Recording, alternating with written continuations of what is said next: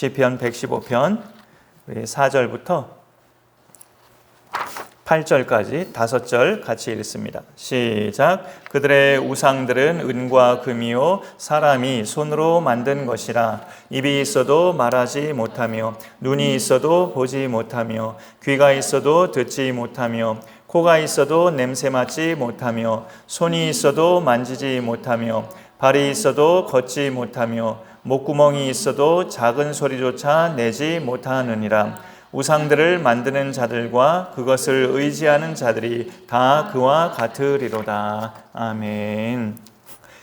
모든 이 세상의 자식은 본인이 원하든 원치 않든 생김새가 부모를 닮게 돼 있고 또 목소리도 닮고 습관도 많이 닮죠. 그리고 혈육관계뿐만이 아니라 남녀가 결혼해서 부부로 살아갈 때도 오랜 세월 같이 살다 보면 남편도 아내의 어떤 습관을 닮게 되고 아내도 남편의 습관을 닮게 돼요. 그러면 그런 원리대로라면 평생 수십 년간 규칙적으로 하나님께 예배드리러 나온 사람은 누구를 닮아가야 되느냐, 이 질문에 우리는 예상하는 답이 있죠. 여러분이 하나님을 예배하는 예배자라면 평생 내가 주일마다 수요일마다 또 더 젊었을 때는 금요일마다 더 한창 때는 새벽 기도에도 늘 이렇게 하나님을 규칙적으로 예배하면서 살아온 사람들은 누구를 닮아가는 것이 정상적인 모습이겠느냐 할 때 답은 자명합니다. 우리의 예배를 받으시는 하나님을 닮아가는 거죠. 여러분, 하나님을 닮아간다는 것에 있어서 무엇이 여러분에게는 떠올려지십니까? 성품 아니면 어떤 능력을 행하는 면, 이런 면에서 하나님을 닮아가는 것도 당연히 포함이 되는데 우리가 하나님을 닮아간다면 보이지 않는 것들이 이 세상에는 분명히 존재하고 그것을 우리가 믿어야 된다는 것, 이 믿음이 단단해지는 것이 하나님을 닮아가는 대표적인 모습이라고 볼 수 있습니다. 하나님도 안 보이시잖아요. 영이시기 때문에 안 보이는데 우리가 하나님을 닮아가면 보이지 않는 것들이 이 세상에 많이 있다는 걸 알게 되고 믿게 되죠. 그게 하나님을 닮아가는 사람들의 특징입니다. 전에는 안 믿었다가 이제는 보이는 것보다 보이지 않는 것들이 세상에는 훨씬 더 많구나라는 것을 깨닫게 되고 믿게 되는데 하나님을 닮아가는 사람들이 그런 깨달음과 믿음이 단단해진다는 거죠. 죽은 사람들이 가 있는 죽은 사람들의 영혼, 그 영혼들이 가 있는 천국과 지옥도 안 보이죠. 이 땅에 육신을 가지고 살아있는 사람들은 천국과 지옥도 안 보이지만 우리는 믿고 있습니다.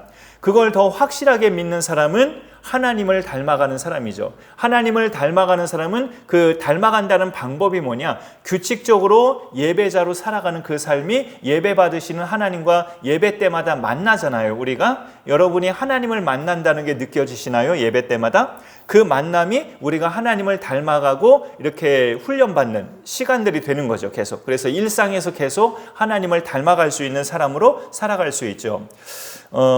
뒤집어 말하자면 하나님이 아닌 다른 것에게 예배하고 숭배하는 사람들은 보이지 않는 것들에 대한 믿음도 분명하지 않아요. 하나님에 대한 믿음이 없기 때문에 당연히 다른 것에다가 예배를 드리죠.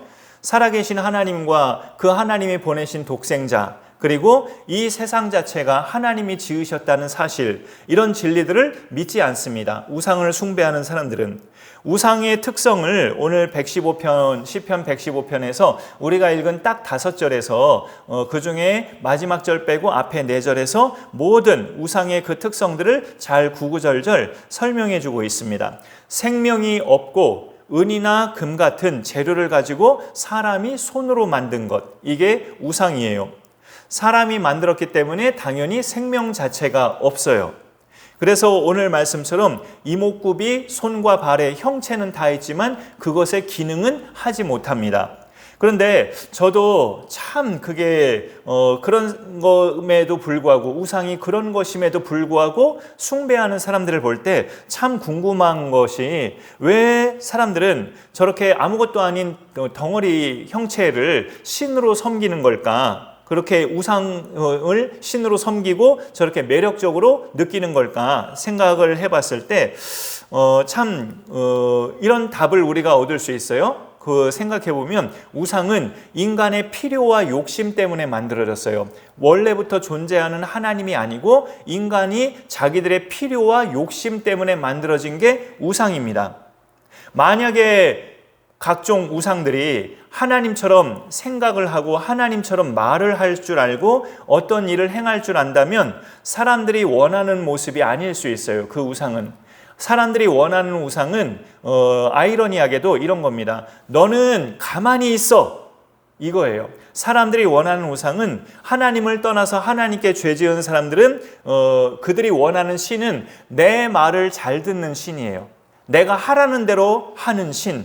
그런 점에서 자기들이 손으로 만든 우상은 매력적이죠. 움직이지 못하니까.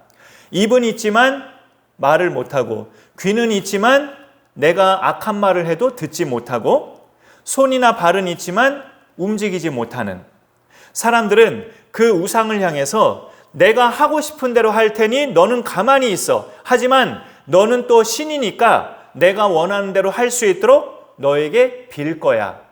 이렇게 앞뒤가 안 맞는 행동을 하는 그런 사람들이 바로 우상 숭배자들이에요. 너는 가만히 있어. 하지만 너에게 빌 거야. 이게 무슨 말이에요? 앞뒤가 안 맞고 말이 안 되는 거죠.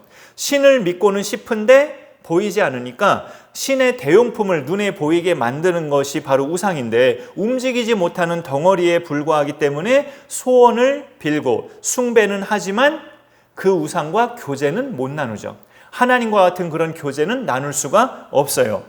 형식적인 숭배만 하고 그냥 자기 마음대로 살아가는 거예요. 그냥 죄 짓고 싶으면 죄 짓고, 근데 숭배는 하고 아무 말 못하고 움직이지 못하니까 그냥 숭배는 하고 또 이렇게 소원은 빌되 그 우상을 무서워하지는 않는 거죠. 아무짝에도 움직이지 못하니까.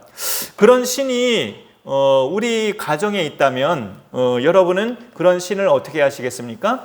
요시야 왕처럼 히스기야 왕처럼 당장에 파쇄하고 원래부터 믿던 살아계신 하나님을 바로 믿는 그런 신앙을 잘 유지하실 수 있겠죠. 우상의 특성은 결국 그거예요. 사람이 필요와 욕심에 따라 만들어졌기 때문에 사람은 아이러니하게도 그 우상을 신으로 섬기면서, 야 우상 너는 가만히 있어. 내가 너한테 빌기만 할 테니까 너는 내 소원만 그냥 잘 듣고 너는 아무것도 움직이지 말고 가만히 있어. 내가 하고 싶은 대로 할 테니까. 이런 신을 우상 숭배자들은 그렇게 섬기는 거예요. 참 어리석고 참 아이러니한 모습이죠. 여기 말씀에 보면 8절이 어찌 보면 재앙과 같은 말씀인데요. 우상을 만드는 자들과 그것을 의지하는 자들이 다 그와 같으리로다 라고 말씀하고 있습니다. 이목구비와 수족은 다 있지만 전혀 기능을 못하는 게 우상인데, 그거를 만드는 자들과 의지하는 자들이 그와 똑같다는 거예요.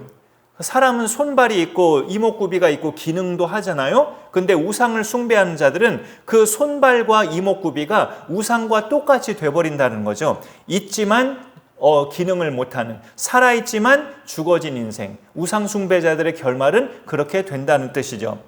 한 조각가가 자신의 기술과 그 열정을 쏟아서 대리석 조각상을 완성했어요. 그는 자기가 만든 조각상에 흠뻑 빠져서 맨날 그 조각상을 쳐다보고 음미하고 거기에 매료돼서 그것을 매일 닦고 어루만지고 먼지가 끼지 않도록 늘 신경 쓰면서 오로지 아침부터 저녁까지 자기가 만든 그 조각상에 그 시간을 다 빼앗겼어요. 거기에다만 시간을 빼앗기다 보니까 가족과 친구들, 지인들이 다 멀어졌어요.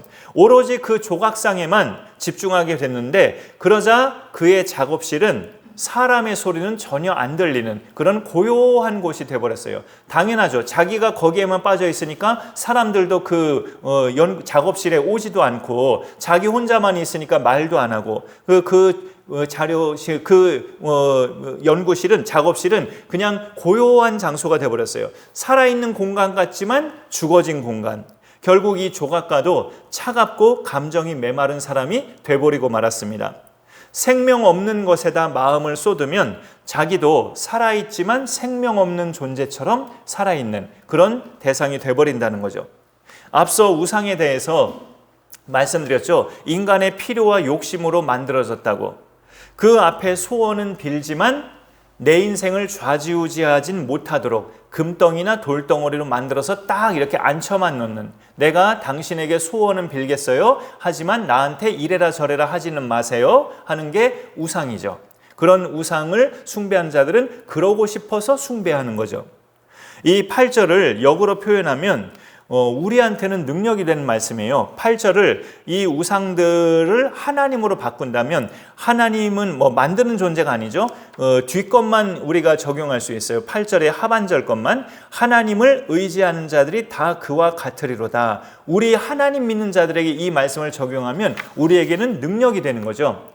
우상을 의지하는 사람들은 우상처럼 된다. 손이 있어도 기능을 못하고 눈이 있어도 귀가 있어도 기능을 못하는, 살아있으나 죽어진 사람, 그렇게 돼버린다는 거죠. 우상처럼. 그러면 역으로 하나님을 의지하는 자는 그와 같이 되리로다. 이 말은 무슨 뜻일까요? 하나님처럼 그런 전능과 전지함의 그런 능력을 힘입게 된다는 것을 우리에게 알려주는 말씀이죠. 하나님처럼 생명이 있고 능력을 갖게 되고 우리의 육의 눈과 귀를 넘어서 성경을 볼 때나 말씀을 들을 때 하나님의 깊은 뜻을 보기도 하고 듣기도 하고 그렇게 하나님처럼 되어간다는 것으로 같이 적용이 될 수 있죠. 역으로. 애초에 사람은 하나님의 형상으로 지음받았기 때문에 그 모습을 회복하는 비결은 예배의 대상을 예배하는 겁니다. 하나님을 예배하는 거죠. 하나님을 예배할 수 있는 대상이 누구일까요? 하나님이 보내신, 하나님과 우리 사이에 막힌 담을 허신 예수 그리스도를 믿는 사람이죠. 예수님을 구원자로 믿는 우리는 예배 때마다 하나님을 느낄 수 있어요. 그 하나님을 느끼는 것, 하나님을 체험한다는 것이 예배 때마다 더 깊어지기를 축복합니다. 하나님을 느끼고 일상에서 이어서 하나님을 계속 닮아가면 지혜롭고 강인하고 그러면서도 온유한 아버지의 마음을 우리도 갖게 될 수 있죠. 그렇게 되어가기를 축복합니다.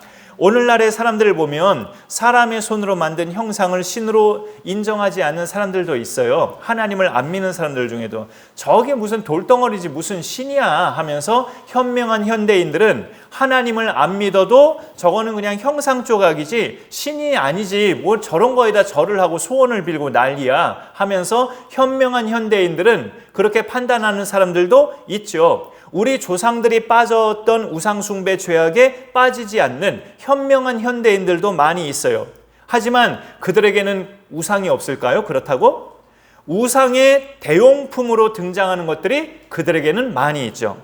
주로 물질과 관련된 것들, 또 자신의 이름을 높이는 명예적인 것들, 그리고 오늘이 선거일인데 이 사회와 나라에 내 영향력이 점점 커지면서 얻게 되는 권력, 이런 것들도 그 사람에게 우상이 될 가능성이 높죠.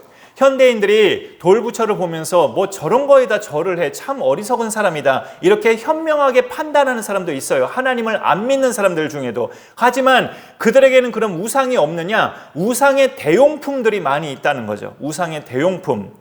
그 중에 그 몇 가지들 중에 평범한 사람도 다 해당하는 것들, 대표적인 것은 바로 물질이죠. 물질도 사람이 만든 우상, 오늘 말씀에서 계속 제가 반복하고 있죠. 사람이 만든 우상의 특징, 입이 있어도 말하지 못하며 눈이 있어도 보지 못하며, 이게 우상의 특징이잖아요. 근데 물질이 그와 같아요. 물질이 형체는 있지만 돈이 말을 합니까? 돈이 성표야 하면서 돈이 저한테 말을 합니까? 말하지 못하잖아요. 돈이 냄새를 맡습니까? 돈이 저를 봅니까? 못 보잖아요. 코어의 기능도 없잖아요. 돈은 돈이에요. 무형체, 그냥 무생물이에요. 그런 것을 볼 때 자칫하면 이것이 우상의 성격과 그 성질이 똑같기 때문에 사람들이 이 물질적인 것을 오늘날 많은 사람들은 우상의 대용품으로 의지하고 있죠. 현 정권을 지지하지 않는 사람들도 전에 민생지원금, 그 다음에 이번에 고유가 피해 지원금 다 신청하지 않았을까요? 지금 정권을 지지하지 않는 사람은 나는 이 정권 지지하지 않으니까 신청하지 않을 거야, 그랬을까요? 아닐 거예요. 다 신청했습니다. 물질 자체가 사람의 마음을 새롭게 하거나 사람을 성숙한 인격으로 만드는 건 아닌데, 사람들은 그 물질이 많으면 많을수록 마음의 위로를 받고 힘을 얻어요. 마치 하나님이 곁에 계신 것 같은 그런 든든함을 물질을 통해서 사람들은 얻게 된다고요.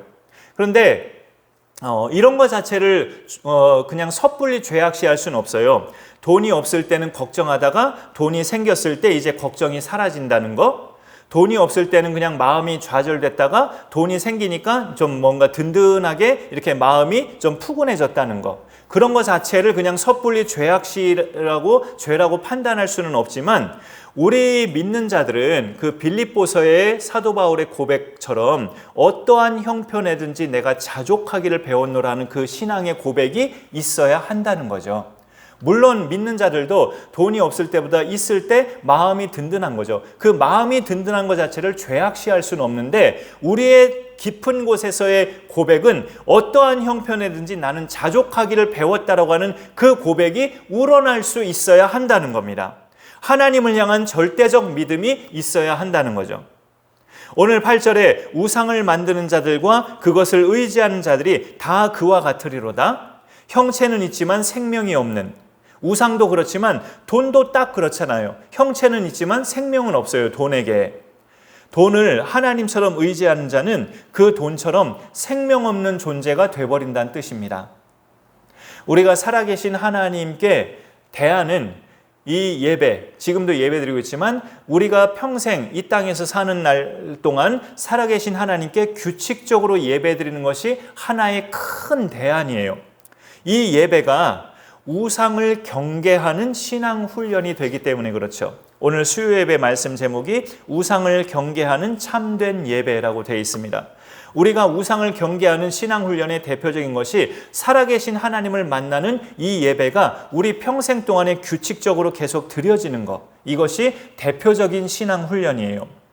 항상 살아계신 하나님만을 우리가 예배하고 예배 때마다 기왕이면 하나님과의 만남이 잘 이루어져서 성품 면에서나 능력 면에서나 또 다른 사람을 긍휼히 여기는 면에서나 모든 면에서 하나님을 아름답게 닮아가는 믿음의 승리자들이 될 수 있기를 간절히 축복합니다. 제가 기도하겠습니다. 하나님 감사합니다. 오늘도 우리에게 말씀하여 주셔서 감사드립니다. 우상을 경계하는 신앙의 훈련 비결은 살아계신 하나님을 늘 규칙적으로 예배하는 삶인 것을 우리가 말씀을 통해 같이 유추하고 깨달아 봅니다. 하나님 아버지, 그 모든 인간처럼 형체는 다 갖추어 있지만 전혀 기능을 하지 못하는 그런 돌덩이에 불과한 것을 신으로 숭배하고 절하고 섬기는 어리석은 반열에 우리가 빠지지 않게 하심을 감사드립니다. 하지만 오늘날에는 그 우상의 대용품들이 될 만한 것들이 너무나 많습니다. 대표적으로 돈이나 물질적인 것들이 우리 현대인들에게 정말 많은 순간순간마다 우상이 되고 있는데 하나님 아버지, 우리에게 지혜로운 판단력과 분별력을 주셔서 언제나 하나님이 나에게 제1이 되게 하시고 하나님이 나에게 절대자가 되게 하시며 물질적인 것은 하나님께서 베푸신 은혜의 선물이고 수단임을 우리가 잘 분별하며 그렇게 살아갈 수 있도록 하나님 인도하여 주옵소서. 하나님이 부어주신 물질의 복도 우리가 누리면서 살되 하나님이 나에게 제일이고 하나님이 나에게 절대자임을 한순간도 잊지 않고 그 믿음 잘 간직할 수 있도록 날마다 규칙적인 예배자의 삶이 우리 가운데 끊어지지 않도록 하나님 함께하여 주옵소서. 감사드리며 예수님의 이름으로 기도드립니다. 아멘. 오늘도